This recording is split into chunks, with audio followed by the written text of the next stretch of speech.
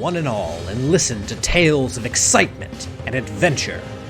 Tales of daring heroes, savage monsters, and bards who just couldn't keep it in their pants.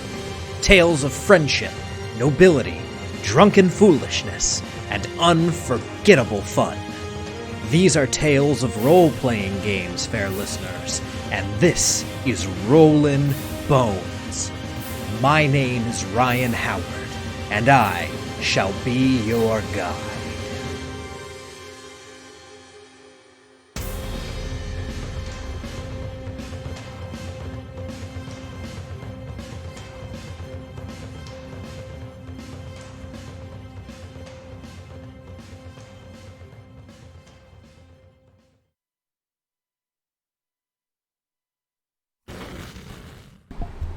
Good evening, Boneheads, and welcome to Rollin' Bones with Ryan Howard, your RPG treasure trove. I am your host and king of the Boneheads, Ryan Howard, and tonight we are going to be talking a little bit about one of my absolute new favorite RPG systems. I just discovered this thing back in June, and I love it. I love the system. It is, of course, Dungeon Crawl Classics from Goodman Games. This is a fantastic book, fantastic RPG system. Quite honestly, I'd recommend this to any old players of RPGs and new players. And that's really what we're here to talk about tonight is, this isn't a review, per se. It's a little bit late in this book's life cycle for, an effective review. This game system has been available since 2012, so it's been almost 10 years. In fact, I imagine in 2022 there's probably going to be some kind of, 10th anniversary spectacular around DCC. But, be that as it may, I am just now kind of discovering this because, as we've talked about on previous shows, I kind of stumbled backwards into the OSR movement. I was not there from the beginning. I'm not an OG, far from it. I'm way too young to be any kind of OG when it comes to anything gaming related. But I have seen the light, and I am now here to guide those of you who are not familiar with DCC out of Plato's cave, as it were, because you are only looking at shadows of what RPGs can be. That was a philosophical reference. Anyone out there who got it, thank you, but for the rest of you, don't worry, I don't actually take it that seriously. But yeah, like Elfie is saying in chat here, not only is this a good system, but for those of you with cats, my cat Nora loves this book. When it's sitting on the couch, or when it's sitting on the arm of the couch, it is good for her to climb on. She loves to play with the ribbon. The ribbon is her favorite toy now. She just discovered it on Sunday. I was sitting on the couch reading out of the book, and Nora starts batting at the ribbon. I've got video of it. I'll put it up on Instagram probably tomorrow, maybe on Wednesday. But yeah, I'll put that video out there at Howard_Ryan Gregg on both Instagram and Twitter. But you guys will be able to see video of my cat Nora batting at the ribbon for Dungeon Crawl Classics. So Goodman Games, if you want to use that to advertise your book, hit me up, and we can work something out. It's about time that cat starts earning her keep around here. Alrighty. So, that's enough preamble. Basically, what we're going to do here, I'm going to move over to some screen share, and we are going to take a look at the book. And we're also going to take a look at Goodman Games' website itself. Just so you guys can see a little bit more, about not just the game itself, but, things that you can and should purchase in relation to this product. So let's move over to some screen share, and take a look at some of this stuff. Alright, so I've got the PDF of Dungeon Crawl Classics pulled up here. I also, as I mentioned, have a hardcover copy. I bought this in North Texas RPG Convention. It's very hard for me to hold this up and keep it out of the way of the microphone, because this is a big book. Look at that thing. You could bludgeon someone with this. It is a Zweihander-sized book. That is referring both to the sword and the game system Zweihander, which also has a very, very big, meaty book. But, of course, we are going to take a look at some of the stuff on Goodman Games' website before we talk a little bit more about the system itself. So let me just switch my source here. Make sure we are on the right page. Oh no. There we go. Alright. Cool. So yeah, for anyone looking to get this, and we'll return here at the end just as a reminder for anyone who comes in late, or for anyone who skips over the little preamble that I do at the beginning. This is Goodman Games' website, so you're looking at goodman-games.com. They've got a PDF store. They also have a regular store. Several different items here. Of course, Dungeon Crawl Classics and its little brother Mutant Crawl Classics, for those of you who are kind of sci-fi or post-apocalyptic inclined. There's Mutant Crawl Classics, which adds in a few more modern elements, and a little bit of zaniness. Of course, Jim Wampler was on not that long ago to talk a little bit about Mutant Crawl Classics and some of the ethos around that. But yeah, you can get this in a print and PDF edition for $40. It's currently in stock. And that is one thing I will give them credit for. Even though I didn't buy this on the website, I bought this at a convention. Inside the front cover of the book, there's a code there for a PDF version of the book, which is always nice to see. If only other companies followed suit and didn't make deals that made this kind of thing impossible. But of course, I am being silly. Why would I expect such good service? And another thing that you will likely need for this game is the special set of Dungeon Crawl Classics dice. I've got my set here, which I also got at North Texas RPG Convention. You can see a glow-in-the-dark set down here. These are not your typical D&D dice, although they're in there. There's some interesting dice there as well. For example, I'm currently holding in my hands a D30. These are unusual dice. We'll talk about them a little bit once we talk about the rules. And a little bit about, the copy that I have. I have the San Julian edition of DCC. That is a very awesome cover. All of these covers are pretty great, though. Some of them are foil and leather. Some of them are some, just cool-looking art pieces. A lot of this aesthetic is all over the place. Doug Kovacs has a lot of work in this book. The main cover's Doug Kovacs. You'll see a lot of Errol Otis, for those of you who are into, kind of the super old school role-playing art. We'll talk a little bit more about some of the artists that you'll see in here. We'll definitely talk a little bit more about that. But for now, let's switch back over to the PDF view and take a look at Dungeon Crawl Classics itself, and why you should play it, and how you should, in fact, get started.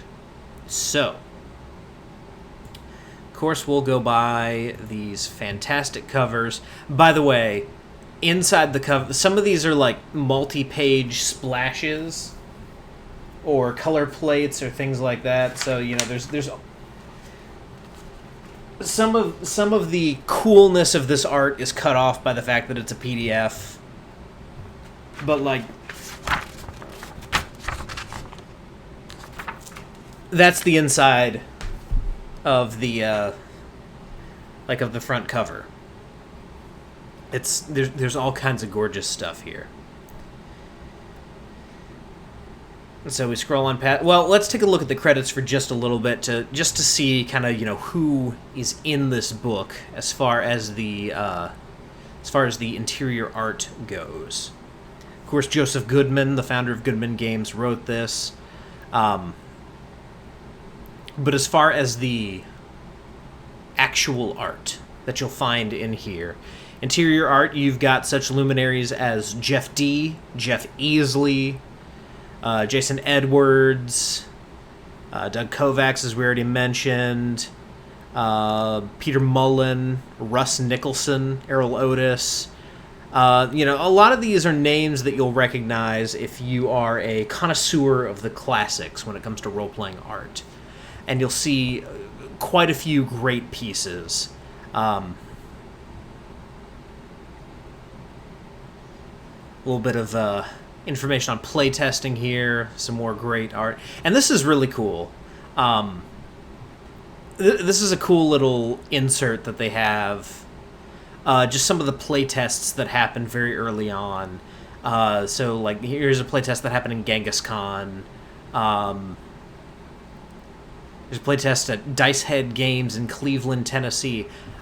I've not been to that game shop. I don't know how far Cleveland is from where I am. I need to ask Elfie offline where that is. Because it looks like a pretty nice shop there. Hope it's still there. And then, of course, down here in the corner, I feel like this is bearing the lead because, at least in my experience, NTRPG Con is where I saw the light. Let me move this back from the microphone a little bit here. A little bit of Bellmead bourbon this evening. But this is, of course, a playtest that happened at North Texas RPG Convention.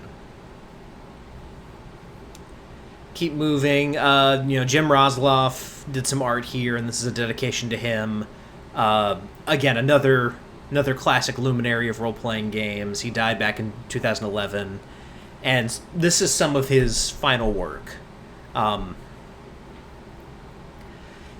fact, his last 4 illustrations are on, as this says here, page 76, 88, 110, and 205. And then there's some others that appear elsewhere in the book. But yeah, this is legit. This was put together with love. And the table of contents here is fascinating. I love this. Again, this is one of the things that the visual effect here is kind of lost when looking at the PDF version. Because these things go together. But the table of contents here, let me zoom out a little bit so you guys can see it. You've got characters kind of standing next to each other, holding different banners, tombstones, all kinds of things. It makes for a somewhat disorganized table of contents, but it looks so cool. I love it.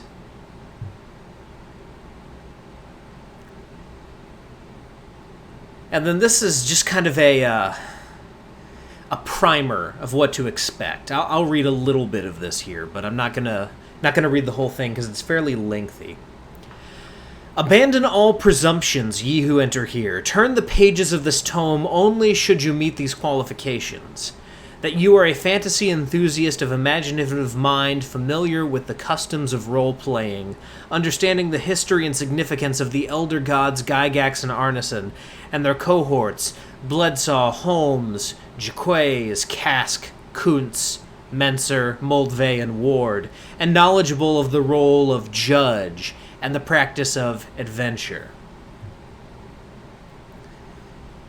That you understand and appreciate certain visual hieroglyphs derived from the denizens of the higher planes, whose deific entities among mortals are rendered in the common tongues Otis, Easley, Rosloff, Holloway, Caldwell, Trampier, D, Crompton, and Miller. Lots of fun stuff like that.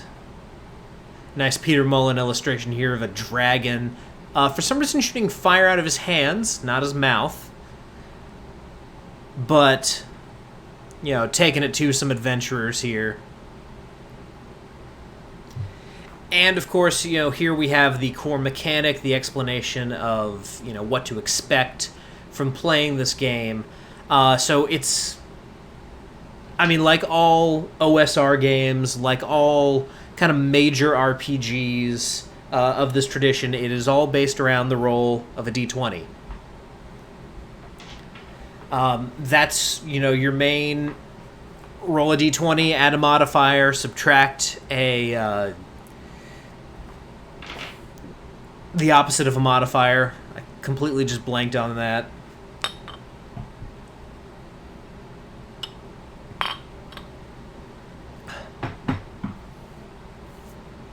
Roll a dice, add a modifier, subtract from the roll if, necessary, and then compare it to a DC or an armor class.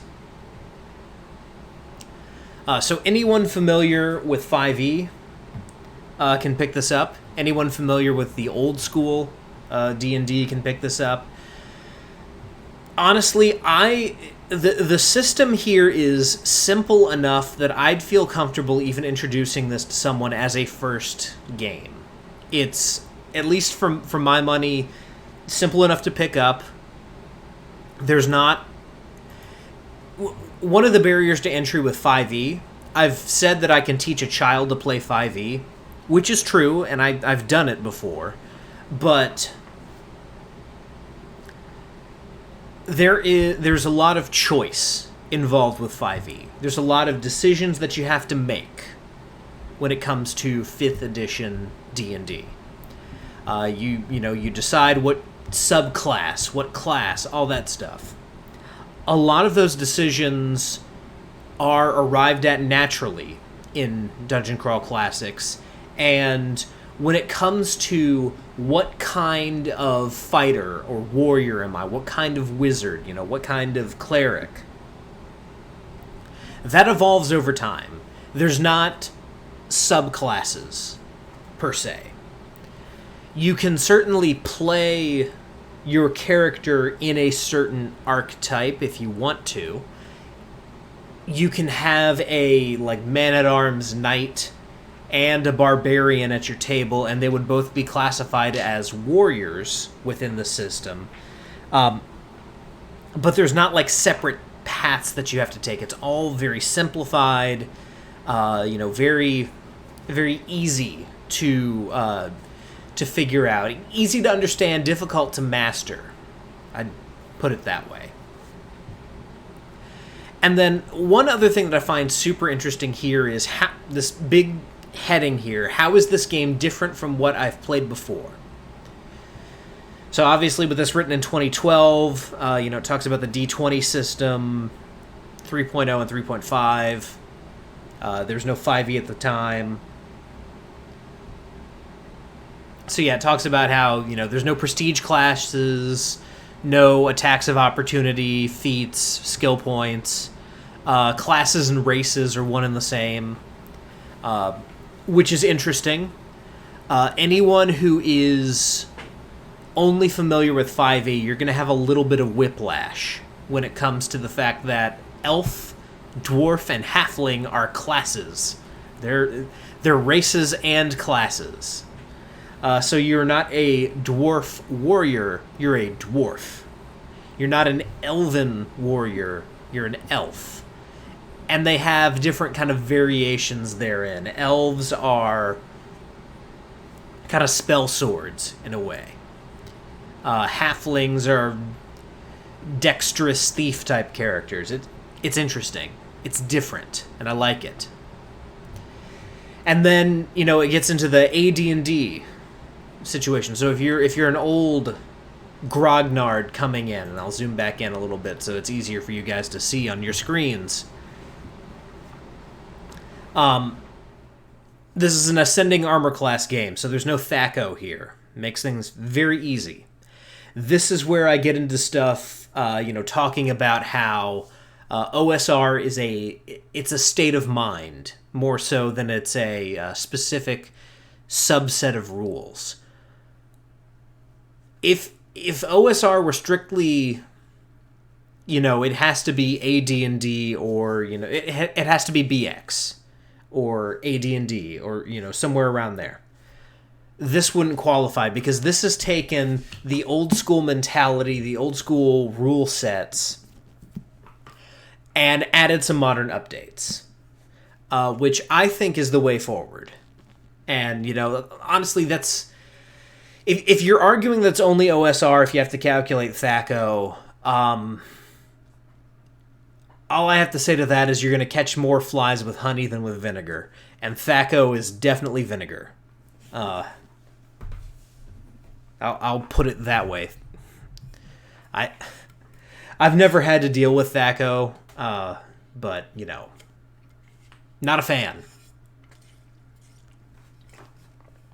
I'm more of an ascending armor class fan. And so attack, saves, skill checks, 1d20, add the modifier, beat the target number. And there's only 3 saving throws, fortitude, reflex, and willpower. That's more of a D20 system type addition. For those of you who are, again, steeped in 5e and are familiar with each stat kind of having its own specific saving throw. And then there's, no matter what you've played before, here's some interesting tidbits about this specific system. Cleric's turn, unholy creatures, both the undead and whatever's considered unholy to their patron. All spells have a spell check. We'll get to that. It is one of the main high points of this system is that spell check system. Wizards can lose spells after casting. Spell slots are not present in this game. Again, we'll get to that. Clerics and wizards, their spellcasting works differently. Critical hit matrix, also very interesting. And the ability to burn your ability scores to enhance your dice rolls. All of that we will address. Here's a nice Rosloff piece. And characters. And I've read this on the show before. I just read this when Eric Tankar was on, but I want to read this again. Because this statement right here, when I read this, that got me to buy the book.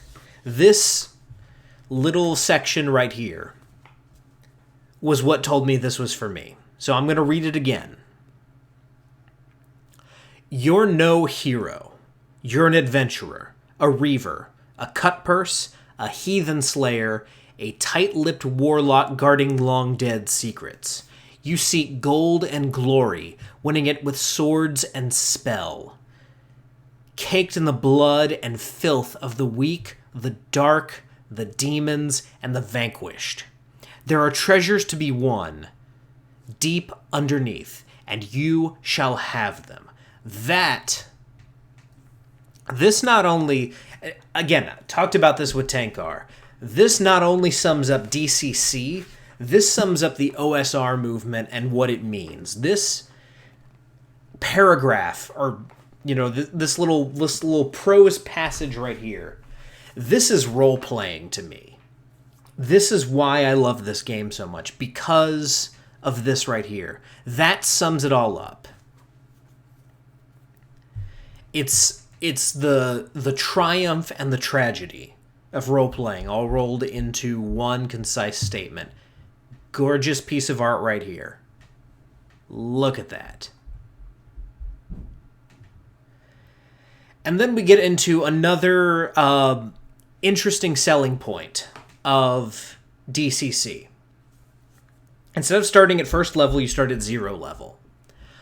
So this game is literally you are stepping off of the farm. You are stepping out of your bank that you worked at or your blacksmith shop and heading off into the great unknown to adventure. And so this is where the idea of the funnel comes from. And the funnel it's what it sounds like. You throw your 0-level characters into a dungeon, into a crucible. I've already been thinking about ways to kind of make the concept of the funnel fit within Nighthaven. Because at some point, even though I'm making Nighthaven for 5th edition, I'd love to be able to bring it over to DCC, because I feel like Nighthaven would fit in DCC very, very well, based on kind of my conception of what Nighthaven is, and what it does for 5th edition, and what I hope it'll end up serving, what I hope it'll end up serving well in DCC. So, beyond that, you roll your ability scores, you roll for your occupation, or, if you're so inclined, you can let your players pick. Choose your alignment, purchase your equipment with the gold that you have, and then you go into the dungeon, you go into the funnel, and there's a couple different ways to do this. Either you go until you get 10 XP, or after the first adventure, your dungeon master can say, all right, or your judge in this case. That's what they call the DM here, is the judge. So I'll use that terminology when talking about this game. And then from there, you choose your class. So this talks a little bit about the funnel, and then we get into the Zochi Dice. Hope I'm saying that right. These are the weird, funky dice, as it says here, in Dungeon Crawl Classics. They sell these separately, but everything in DCC falls on this dice chain. So you start at a D3 all the way up to a D30. So, there's your classic D4, D6, D8, D12, or D10, D12, and, D percentile. But there's also a D3, a D5, a D7, D14, 16, 24, and 30. You can get them separate, or you can get, they sell these interesting pieces here. It comes with like a monster stat. This is the Hellcat, I believe. And they were selling those at North Texas. I figured, if these are necessary for the game, then I'll get some as well. And so, a lot of times in this game, the reason why there's so many funky dice, instead of your typical modifiers, in a lot of cases, like, you've got a +5 to hit, as a fighter with a 20 strength in 5e, 5 plus your proficiency bonus plus magic weapon modifiers, because you have your 20 strength, you'll be able to, at that point, you should have a magic weapon according to 5e. And that's present in this game, but for the most part, it's swapping out die types. So it's kind of like Savage Worlds in that way.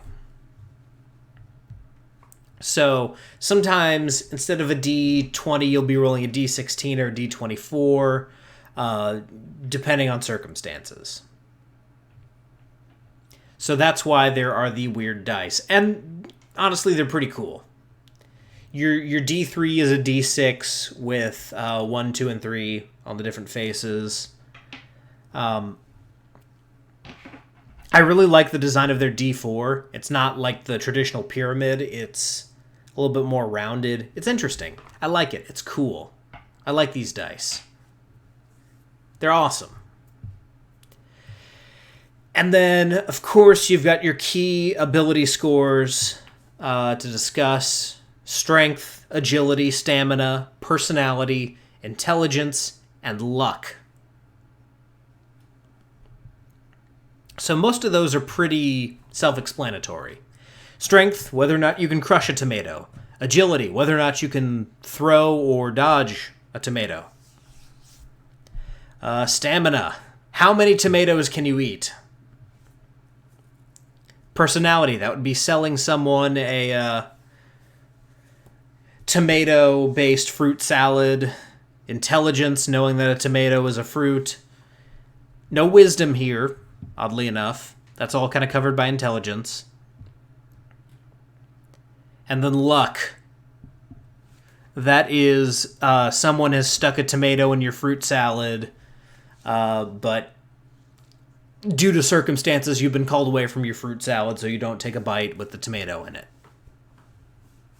And luck's a very interesting aspect of DCC. But this goes through some of the modifiers, what they mean. You can go as low as a 3 with ability scores because you're rolling 3d6 in order.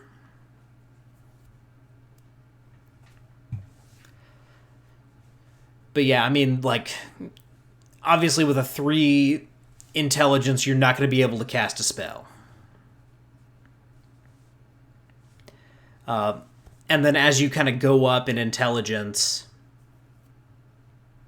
you can cast more spells. You max out around 18 because, again, 3d6. And so this explains it here. You roll 3d6 to determine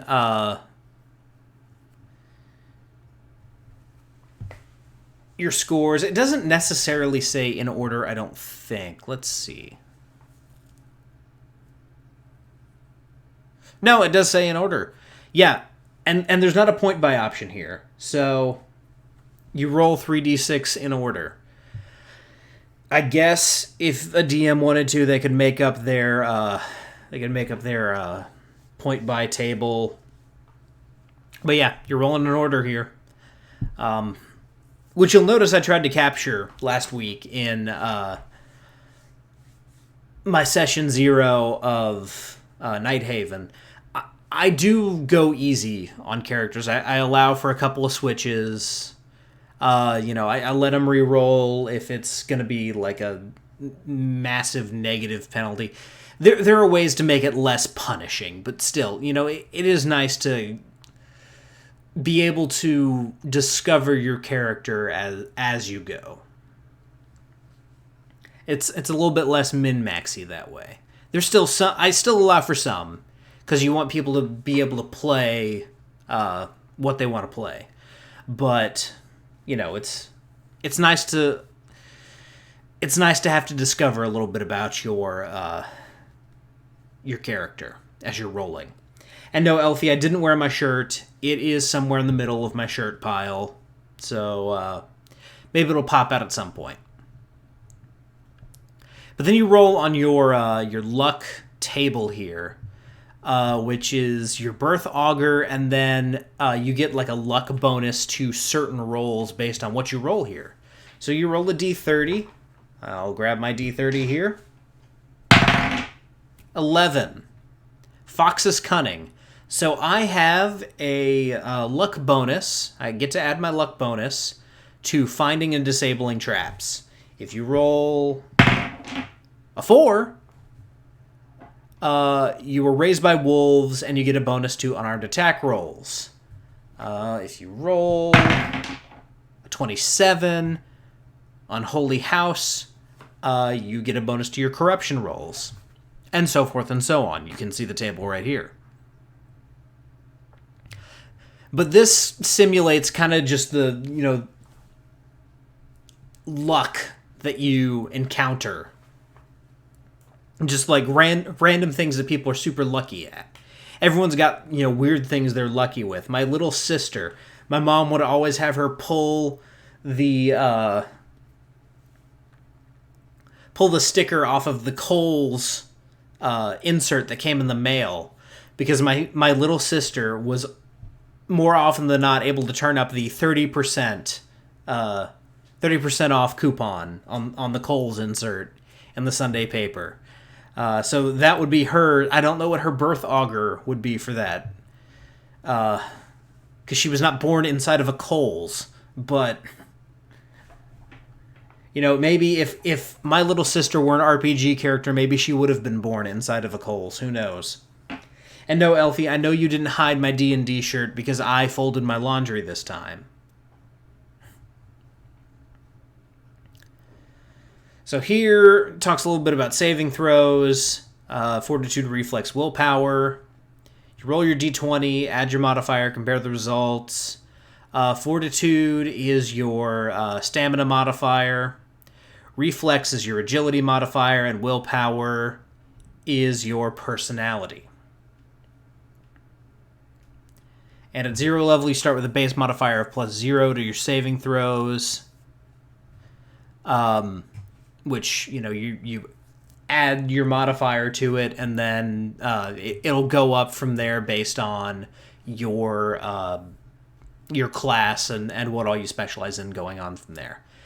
And languages, everyone knows Common, of course. Your intelligence for each point of the intelligence modifier, your character knows one additional language. So if we go back up to the top here, you can max out at knowing 3 additional languages at 18th level. And if you are a dwarf, an elf, or a halfling with an intelligence of 8+, you know your racial language as well. So thieves learn Cant, wizards learn additional languages, but for the most part, you know, you speak Common, and then if you have another language, you can use that. And then 0 level characters, you start with 1d4 hit points modified by your stamina. So let's say, let's go back up here and say we've got, let's say we rolled a 14 stamina. So starting out, you got a +1 modifier to your stamina. Oh, that went off the table. Starting out at 0 level, I have 3 hit points. I rolled a 2. Before that first dice went off the table, it was looking like it was going to be a 1. So yeah, in all likelihood, you are going to die pretty quickly. And at the start, you begin with 5d12 copper pieces, so you'd roll that. No XP. You have a randomly determined piece of equipment based on the equipment table. You get 1 weapon based on your previous occupation. You're trained in it, and then you have a trade good that comes with that as well. And then you roll 1d4 on the crit table, which we'll get to. And that's how you start. There's occupation table here, which details not just your occupation, but the weapon you're trained in and the trade goods you get. Interesting thing about this, first of all, you can roll a D100 to determine your occupation randomly. The only way you can become a dwarf, elf, or halfling is by choosing that as your occupation. So if you start off your life as a cheesemaker, blessed are the cheesemakers, for they will inherit the kingdom of God. Nice little Monty Python joke. No matter what you end up doing later, you will be a human.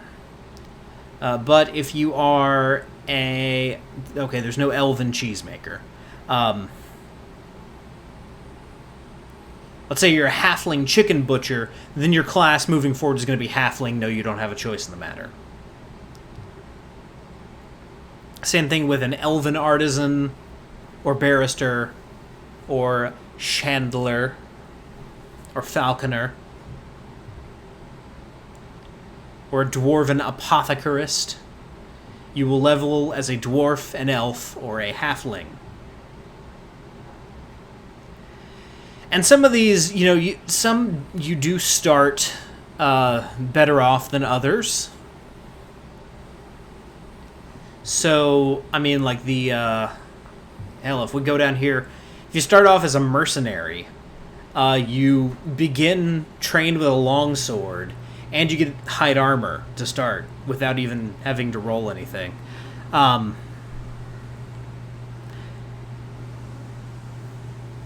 Wizard's Apprentice, you start off with a black grimoire. Some of these noble, you start off with a gold ring worth 10 gold pieces. So, obviously you kind of begin life in a better place.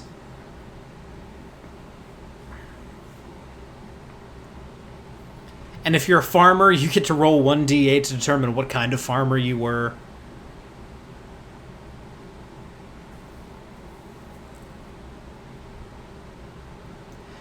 But yeah, the basic idea, the idea is you bring multiple 0-level characters to the table. And you basically have a stack of them, you run through the funnel, and whoever comes out at the end, that's your character.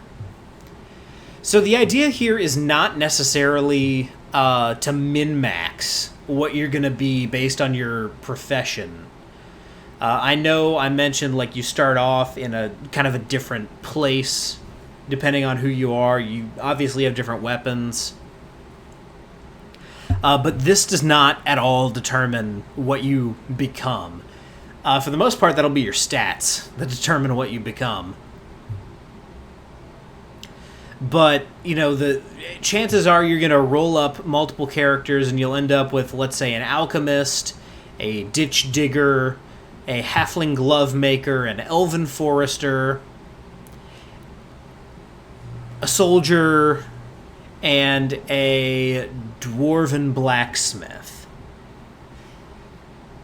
You probably, at least one of those characters, if not more, are going to die in the funnel. So there's that. And this talks a little bit about your weapon training. All 0-level characters are trained in one weapon they possess from their former occupation. If you have handled multiple weapons over the course of your career, you're trained in the last weapon you fought with. As a first-level character gains training in additional weapons. So there's no attack penalty at 0 level attacking with any weapon, because it's assuming that you're just bad with everything. And it mentions here in the play tests, if you apply that attack penalty with, a weapon that you're not trained in, basically no one's getting out of that funnel. And then alignment, you've got 3 choices: lawful, chaotic, and neutral. And there's kind of room for shades of gray within those. So you can be lawful, evil, neutral, good, true neutral, chaotic good, chaotic neutral, chaotic evil. And then this advancement system here, I think, is really interesting. Monsters and things that you encounter don't necessarily have their own experience points assigned to them. It's generally understood that every encounter, be it a social encounter, a monster, a trap, some situation that your players are in, are worth 0 XP. So, getting up in the morning, 0 XP. All the way up to 4 XP for the most difficult of tasks. So, over the course of, let's say, a small dungeon, you might encounter 5 or 6 situations of varying XP levels that will get you 2 10 XP for your first level, or, beyond first level. And everyone who participates in the encounter receives the same amount of XP. It's up to the judge to determine how much XP is rewarded. And everyone has the same thresholds. It's not like OD&D, where a wizard levels slower than a thief or a fighter. Everyone levels at the same rate, which is outlined here. Max level is 10. So it's 10 XP to move up to first level, 50 to go to second, and it gets pretty steep as you go on. 5th level is considered name level, and at that point, that's when you're actually, in it for the long haul. If your character gets to 5th level, unless you do something stupid or, your judge ends up throwing something kind of heavy at you, in all likelihood, you might survive most things. Still, death is always possible here. Life is cheap here. And then, assuming you survive the funnel, you end up being able to choose a class. So as mentioned, if you have a demi-human profession, dwarf, elf, or halfling, you'll level as a dwarf, elf, or halfling. We'll look at those classes kind of moving forward. You get an additional hit die per level in your class. You are trained in a certain list of weapons. You have a certain action die based on what you're doing. And then you have titles associated with each level up through 5th level. So, for example, the Cleric. It's the first class, so we'll use it as the example. You have a D8 hit points per level. So let's say that our character, who ended up with 3 hit points, survives. Let me find my D8 here. So he's going to be a Cleric. So I get 7 more hit points at first level. That is nice. So that brings me up to a total of 10 hit points. And then at the next level, I'll roll another D8. 8 more. Sweet. So we're starting to, power up a little bit here. You choose your god. There are patrons and gods listed at the back of the book. Or, if you've got certain deities that you want to bring into your system, you can use kind of the guidelines given in the judge's rules.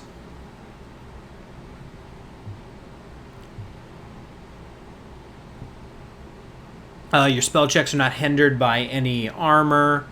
You can wear any armor, and then on page 32 it outlines what weapons you can use, which we'll get to in just a little bit.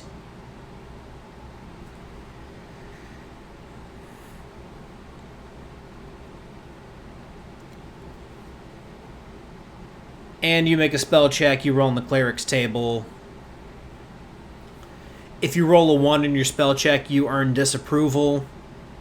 And basically, you have to perform rituals moving forward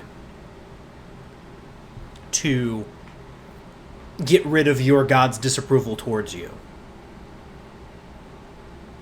You can also earn disapproval by using your power in a way that your god would deem sinful, including healing characters of opposing alignments.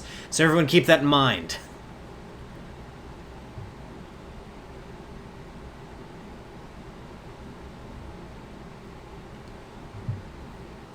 And of course you have the turn on holy table. But if we go down to... This talks about, lay on hands, healing, stuff like that. So if we're on page 30, this is 31, page 32.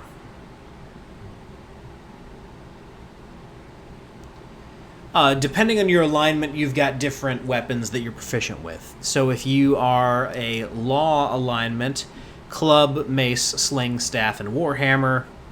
Neutral, dagger, mace, sling, staff, or any kind of sword. Chaos, axe, bow, dagger, dart, flail. So that's interesting that you get different proficiencies and weapons based on what kind of deity you serve. I actually think that's very interesting. And of course here you've got bonuses to your saves as you level up. So at first level for a cleric, you get +1 to fortitude and will. Your action dice is a d20. That goes up once you get to 6th level. A certain number of spells per level. And at 5th level, everything kind of stops. Well, actually, no, that's not true. 5th level is the maximum spell level, but you can level up to 10. 5th is name level. So this is, past 5th level, your title stays the same. So as a cleric, you start as an acolyte, a zealot, or a witness, depending on your alignment. Heathen slayer, convert pupil, brother cultist chronicler, curate, apostle, judge, and then father, high priest, or druid. And that is true across the classes. Like if we go to thieves, let's get through your thief table, bravo, apprentice, rogue, capo, boss, thug, murderer, cutthroat, executioner, assassin, beggar, cut purse, burglar, robber, swindler. And of course you've got different things here. You have a luck die for thieves. I'm not going to go into the details of each class, but suffice it to say, every class has kind of a different flavor and feel to it. You get different things. For example, the warrior.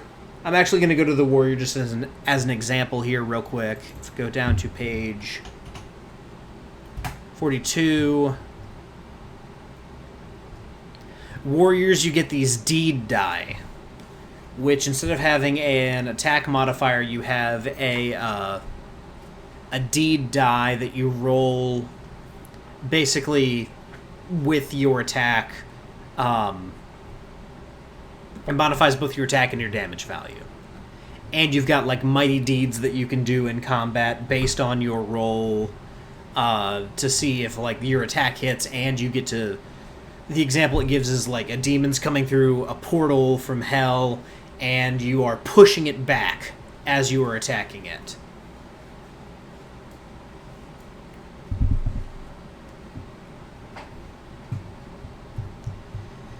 And if we move past warrior here, let's see. Here, we'll go to page 52 here. Dwarf. So your races are classes too. Dwarves get infravision.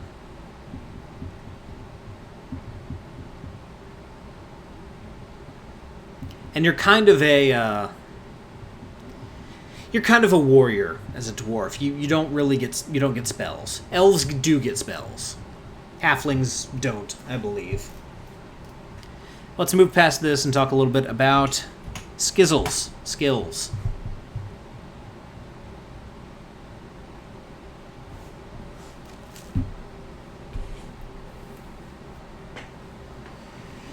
So basically, as far as skills go, there aren't specific skills. It's really just, what kind of case can you make to your judge?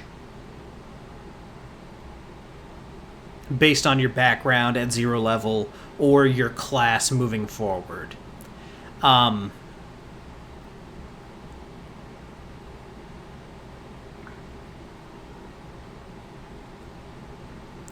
And then if there's ambiguity where, your character might be somewhat familiar, but not, it's not day in and day out, you can make an untrained check with a +2 bonus.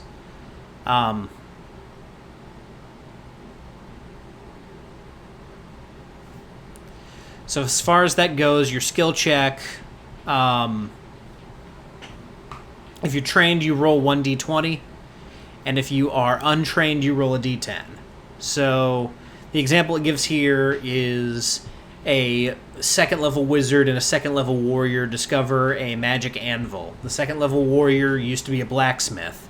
So to forge weapons on this anvil, the warrior gets to roll a d20.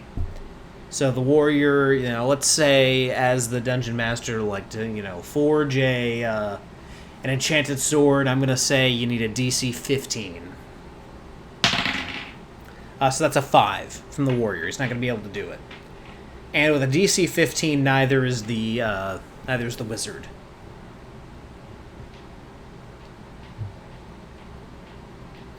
And so here, it kind of breaks down what... the hell is that sound? There's like a weird clicking noise in here, and I have no idea what it is.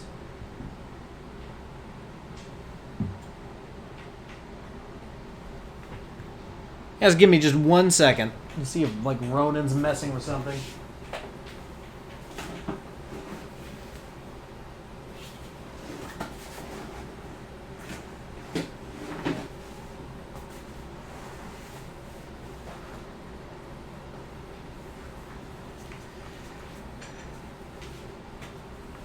Okay, so Ronin's asleep in the kitchen, so there's just a weird clicking noise in here, and I have no idea what it is.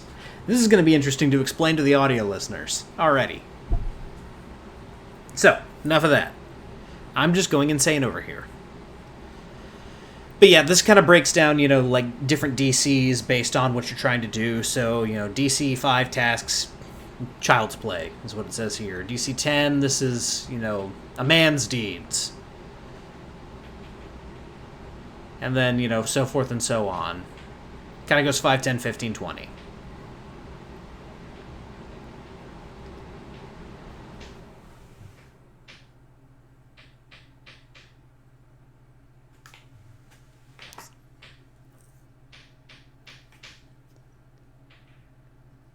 I bet that's my neighbors across the hall. Heavens to Betsy. That's what it sounds like. Sounds like they're shooting marbles at the wall. Anyway, equipment. You guys don't want to hear about my problems with my neighbors.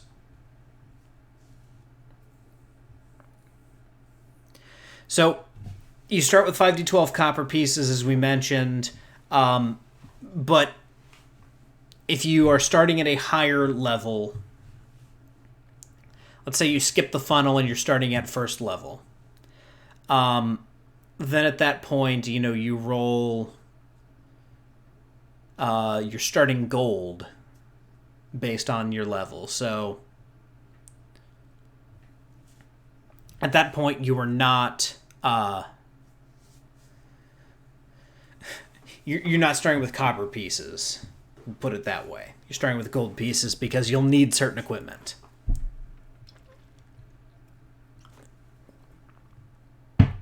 And you do have to buy your equipment. So even though you level as a warrior, you're not just going to, like, suddenly run across gold. You will in the dungeon, but you'll have to fight for it. And then there's, you know, check penalties based on the kind of armor you're wearing. So, like, plate mail, you'll have a little bit of a check penalty there. Same, like, with spellcasters will have penalties if they try to cast spells in certain armor, except for the clerics, as we already mentioned. But here's, you know, just like a rundown of different equipment that you can get. These are weapons.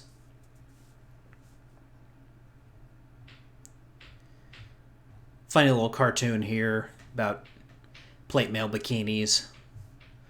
Ammunition, based on some of the weapons that you can get here that need ammunition. And then armor. And as far as the armor goes, because I've made this argument before, it's just vague enough to be fine by me. You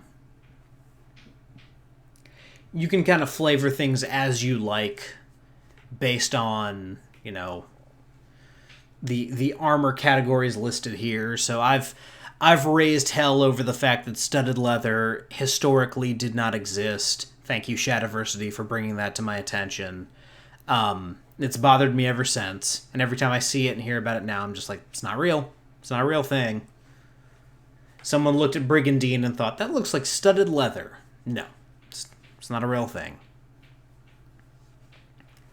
But you've got your leather, your Brigandine, your hide, your scale mail, chain mail, banded mail, half plate, full plate, shields.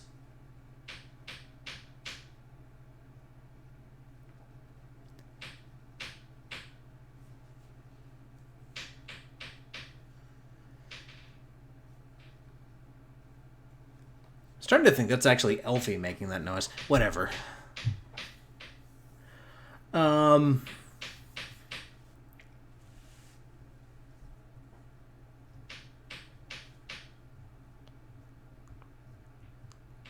That's really getting on my nerves. Anyway.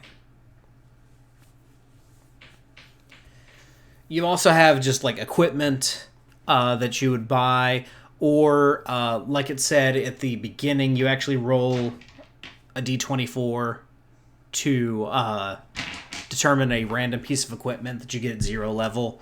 So if you're starting at 0 level, I rolled a 14. So I would start with a lantern.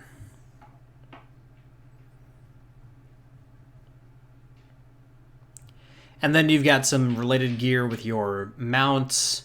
So bridle and bit, 2 gold pieces, 8 gold pieces for a mule or donkey, 200 for a warhorse, 75 for gold pieces, 30 gold pieces for a pony. Ronan is worth far more than that. He is up near the 200 range, I guarantee you. But beyond that, then we get into combat here, and this, we're going to speed up things a little bit as we're kind of getting late. I just love talking about this system, though. Combat's pretty simple.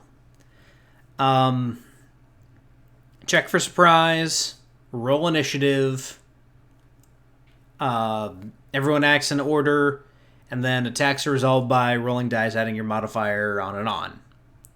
Each round is 10 seconds. And there's not really there's not like a balance mechanic here. This game doesn't really care about balance. And balance is one of those things I'm starting to kind of believe is not really an important issue either. Professor Dungeon Master had a great video about this where, every fight is not a fair fight. In fact, the most dramatic fights, the most interesting moments in movies, in history, are unfair fights. 300 Spartans at the Battle of Thermopylae. That was not a fair fight. The Alamo. Also not a fair fight. All kinds of interesting things. If you want to talk about, like, purely movies, Daredevil in the hallway in season 1, episode 2 of Daredevil.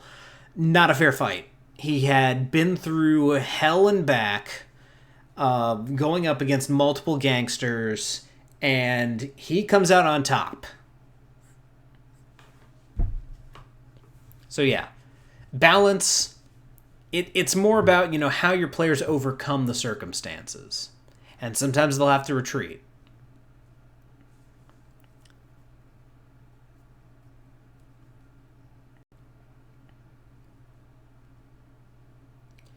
So as far as initiative goes,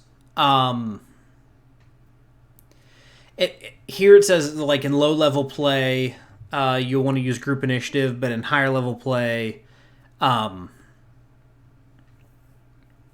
be rolling for each character.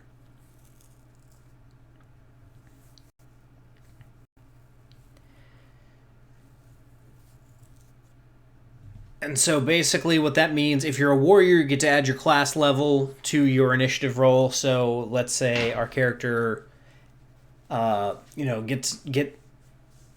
a +2 modifier to their agility, and they're a warrior. So that is, let's say, a first level warrior. So at that point, you have a 7, 8, 9 to initiative because I rolled a 6.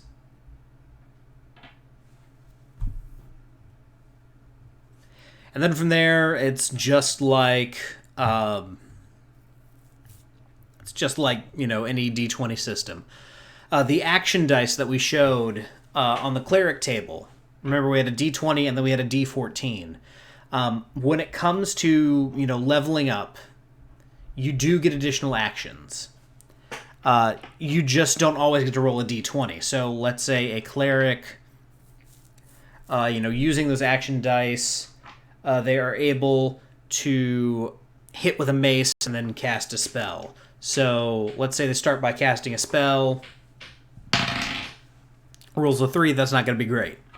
And then, they follow up with, attacking with a mace. That's 2, also not very great. But that's the way it works, as far as, like, taking multiple attacks. Fighters, or warriors in this case, have a similar mechanic there. And it explains kind of, what an action is as far as, drawing or sheathing a weapon can be used as part of a movement action. Same with equipping or dropping a shield, opening a door. Attacking, casting a spell, those are actions. Lighting a torch. Drinking a potion. Mounting a horse. Standing up from a prone position. That is actually brutal. Because in 5e it takes half your movement. Here it takes a whole action. So if you can knock someone down, you can make them waste their action to stand back up. Just for those of you who are tactically minded. And your AC is determined by a shield and armor. And agility. So, unarmored 0 level peasant, your AC is 10. So wearing more armor, obviously your armor class is going to go up.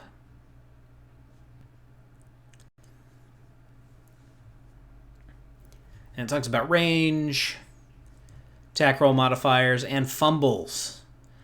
You'll roll on the fumble table if you roll a 1. And it is basically it's a d20 roll just to go through what's going on here. So I rolled a 6.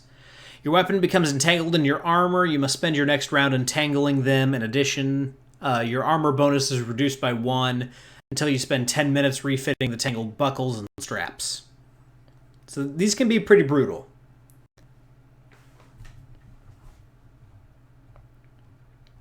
And then critical hits.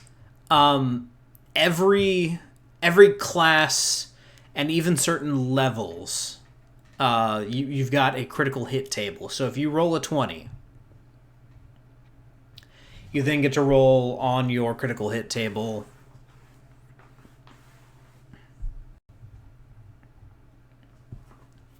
thieves and elves, halflings, low-level warriors, low-level dwarves, on and on. And this is one of the interesting things about Dungeon Crawl Classics is the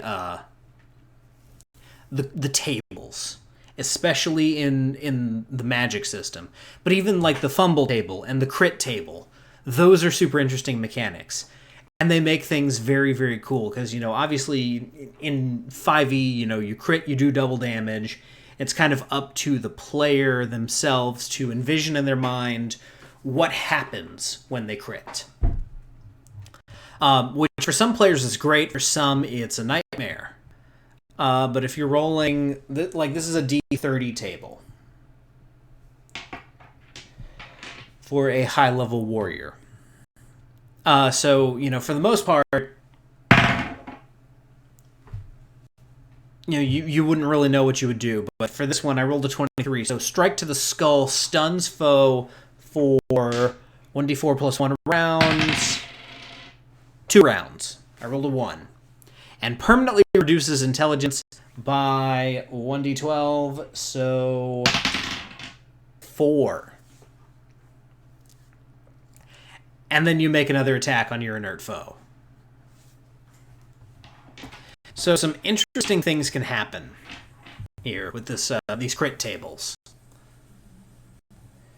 Rules for mounted combat and mighty deeds. This is what I was talking about earlier with warriors. You can declare a mighty deed of arms prior to any attack.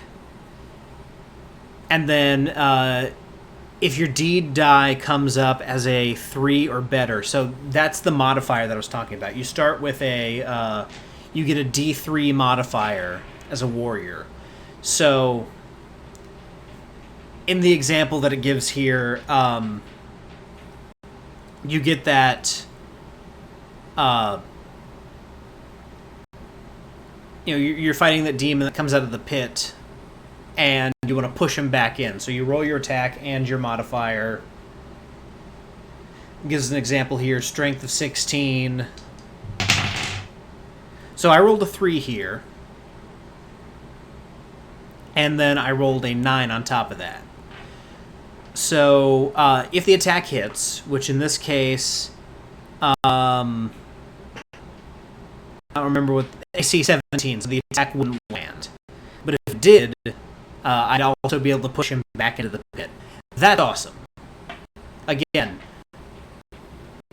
codifying rules that allow players to do cool things, but leave enough room for creativity and creative solutions and creative thinking when it comes to stuff like that. Awesome.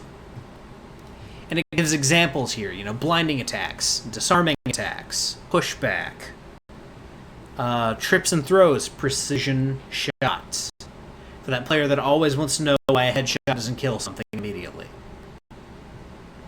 Rallying maneuvers, defensive maneuvers, weapon-specific deeds, signature deeds. So if you are Sir Gorgon the Slicer, your signature deed's probably going to involve kind of, slicing. Cutting off arms, that kind of thing.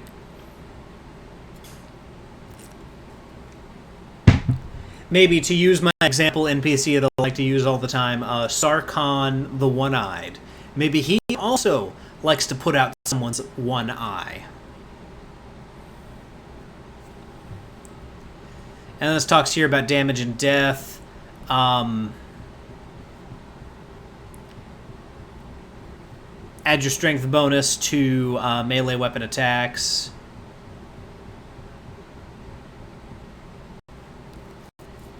Bleeding out. There's a chance to save a dead character by healing him very quickly. So a 0 level character that reaches 0 hit points is irrevocably killed, but a first level character, you begin bleeding out, and you have 1 round to be healed or die permanently. And for each level past that, so if you're 2nd level, you get 2 rounds, 3rd level 3, on and on. So it's easier and easier to survive the higher level you get.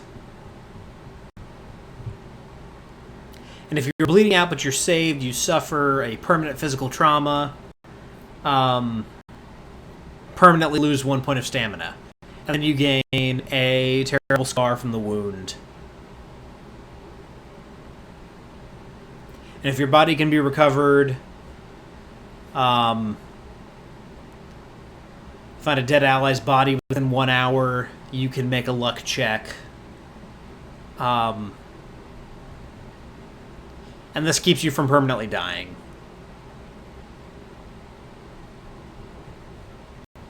So that's interesting too. And healing, this is where, again, this is a harsher system. As far as healing goes, 8 hours of sleep, a good night's rest, you get 1 hit point back. A day of bed rest, 2 hit points per night. Same thing if you burn ability scores. Not luck. Luck is a permanent sacrifice. That's another interesting thing about this, both in spell casting and for melee attacks. You can burn your luck score permanently to temporarily increase a roll by 1. So let's say I roll for an attack a 10. It's not quite where I need it to be. +2 bonus to my for my strength modifier. It's a 12. The armor class is 14. I've got a 12 luck though, so I can burn 2 points, make my luck 10, and increase that. However, there is, a cost-benefit analysis there because the luck does not come back. Other ability scores do come back at the same rate, 1 point per night's rest.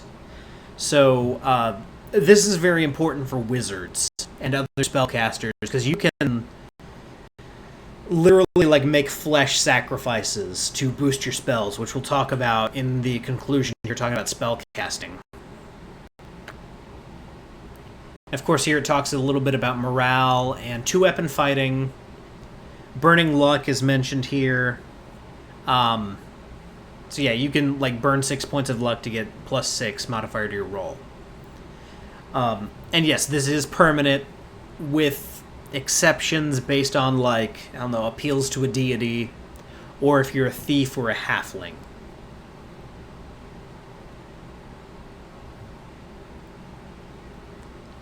And then there's some, like, things here, turning unholy, spell duels. Spell duels are interesting. Instead of there being a counterspell spell, like certain spells offset each other. And there's a table down here that explains that. But there's a whole system for spell duels, which can include, like there's a whole table here based on what happens.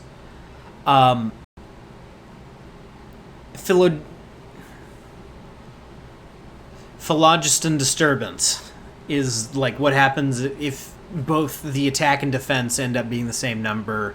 Basically, rifts in time and space open up. And the last thing we'll talk about here is magic. Because magic is... it's very different and very cool here. This is kind of like the meat and potatoes of the main difference between this and other systems. Are these magic tables and the way that spells are cast. It's very Vancian. The Dying Earth, for anyone who is unfamiliar with Appendix N.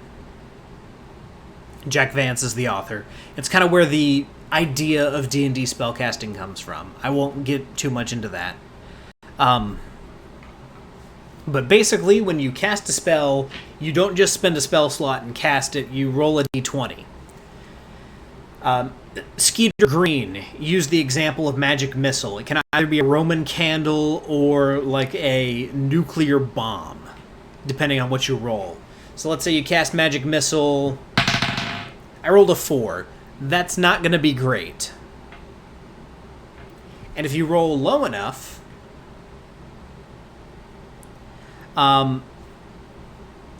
you can lose the spell, either temporarily or permanently.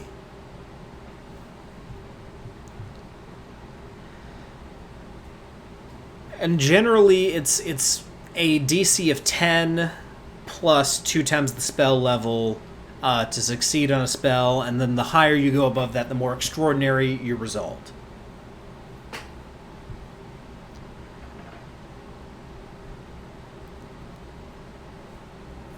And you get additional bonuses, for natural 20s. It's... You can roll untrained if you're like a warrior reading off of a spell scroll, but don't do that.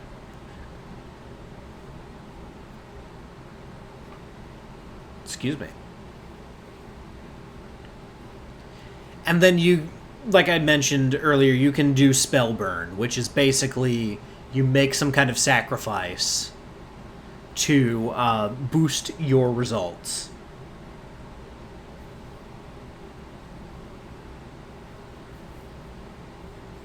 And here there's a D24 table that talks a little bit about, like, these are examples. If your player doesn't come up with, like, a role-play example of, I cut off my pinky finger, then you can roll a D24. And I got a 9, so the wizard uses a hot iron to brand a supernatural symbol on his arm or torso. It's some gruesome, grim stuff. And you can see that here by this drawing. He's like stabbing his hand. This is like true blue-black magic stuff. And that's really one of the most interesting aspects of Dungeon Crawl Classics. The use of magic is dangerous. You truly are manipulating the forces of creation and destruction. So being a wizard, or even like being a cleric, you're playing with fire, and not just literal fire that you're throwing around. Like if things go wrong, you could die just from like trying to cast a spell.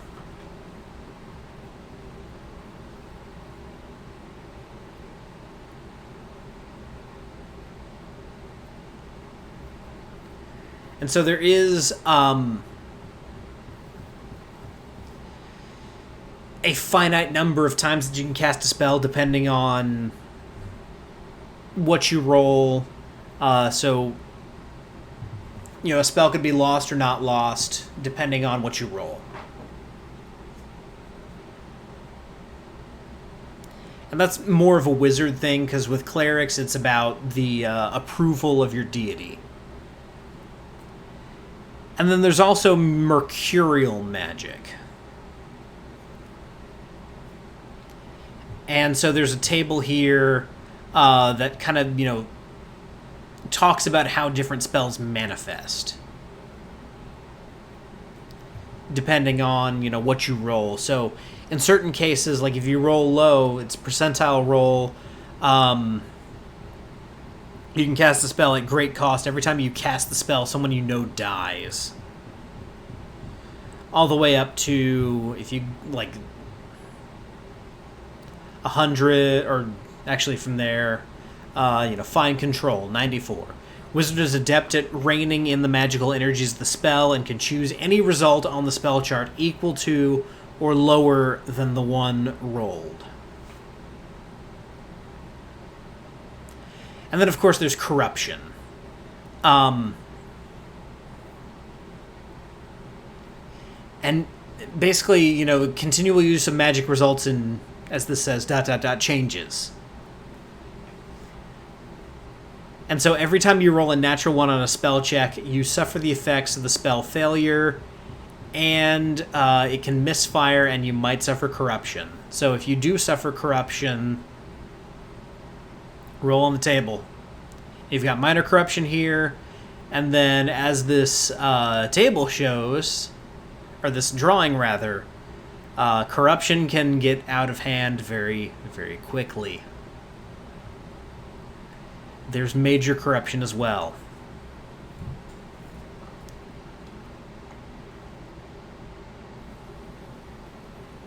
You've got kind of a Voldemort situation here. And then there's greater corruption. And a spell misfire table if your spell misfires based on the results you get.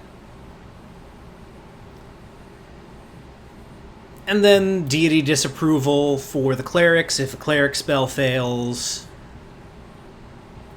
Ritual magic, spell grimoires.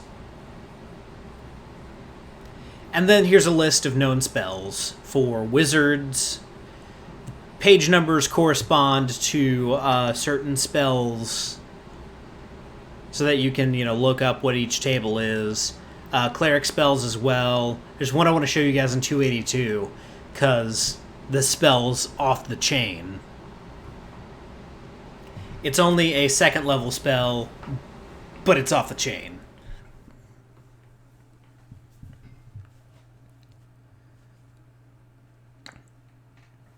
And then there's patron spells as well, depending on who your patron is. There's a couple patrons listed here.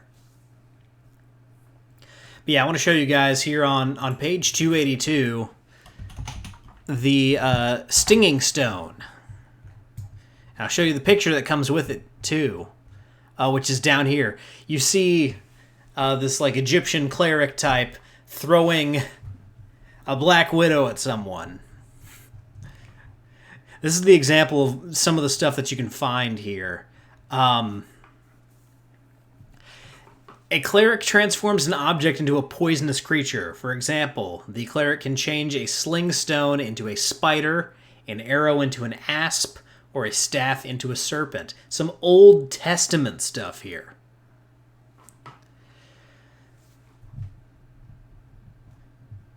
And there's roles here as far as manifestations. But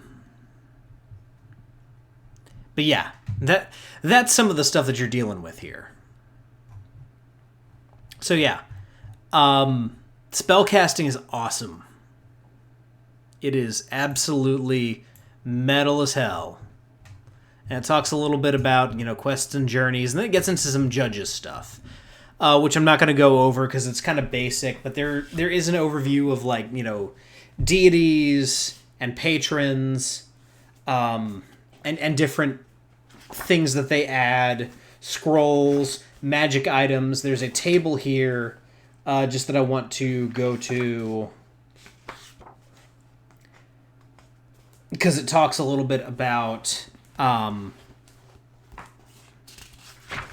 like magic swords. Basically, the argument of this book is that a magic sword will have a personality of its own, and so there's like a table that goes through creating magic swords and different like personality quirks they can have, which I find super, super interesting. But yeah, long and short, that's what you're in for with Dungeon Crawl Classics. So to summarize, it is a brutal game where lots of things can go wrong, but if enough things go right and you survive by the skin of your teeth, you can get to do really cool things and have some really great stories. And yeah, that's, all in all, that's really the selling point of Dungeon Crawl Classics. You're going from the farm, you're going from farmer to hero over the course of 10 levels, if you make it that far. So you either, to bastardize a quote from The Dark Knight, you either die a nobody or live long enough to see yourself become the hero. Or villain, depending on which way things go as far as your spell rolls are concerned. So, yeah. If that's what you're looking for, and I think you really should look for stuff like that, these are the adventures where you're going to end up with like a John McClane type character barely escaping with their lives after just kind of going through hell. John McClane's a great example of someone burning luck points to stay alive in situations where he ought to have died. So there's that. But yeah, this is Dungeon Crawl Classics. And one more time here, just for the benefit of everyone, I'm going to take you back to Goodman Games' website just to take a look a little bit at some of the offerings that they have on the website. So, of course, there's the main book. There's tons of adventures. For anyone who's, super into like licensed properties as well. Specifically, if you're a big fan of Fritz Lieber, they do have an officially licensed Lankmar. So those of you who are Fafhrd and Grey Mouser fans, like myself, this is there for your edification. The box set is out of print, but you can still get the PDF. And there's lots of other cool stuff here. Goodman Games also has D&D adventures that they've kind of brought back. They've got some 5e stuff as well. Of course, there's Mutant Crawl Classics, which is like it's the same mechanics as DCC. They're very compatible with each other. But it's more along the lines of Gamma World, Mad Max, post-apocalyptic stuff. So that is there for those of you who are interested in stuff like that. But again, very similar as far as rule set. In fact, it's the same mechanics, essentially. But yeah, that, as they say, is that. So guys, thank you so much for tuning in this evening. I hope you got something out of this. I know there was a lot of distractions and me trying to find out where noises were coming from. Sorry about that.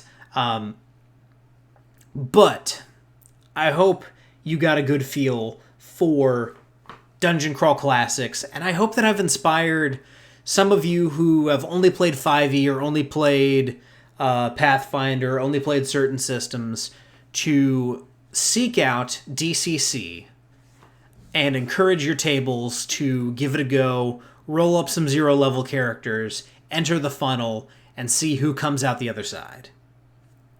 So guys, that's going to be it for me this week. As a reminder, coming up next week, August the 2nd, Luau Lu is going to be on to talk a little bit about Dare Luck Club and some of the Mutant Crawl Classic stuff that he's done. He's made some MCC adventures. We'll talk a lot about that, I'm sure. I met him in Texas. He's a cool guy. So we'll talk with Luau Lu next week. And then the week after that, we are going to be doing Session 1 of Nighthaven Shades of Grey using 5e here on Rollin' Bones. I'm looking forward to it. The guys are looking forward to it. So some adventures in my world of Nighthaven. I look forward to seeing all of you guys then. But until then, whether you rolled a 1 or a 20, whether you get to keep that spell or you lose it forever, I'm so glad that you rolled your bones with me, Ryan Howard. And I will see you guys next time.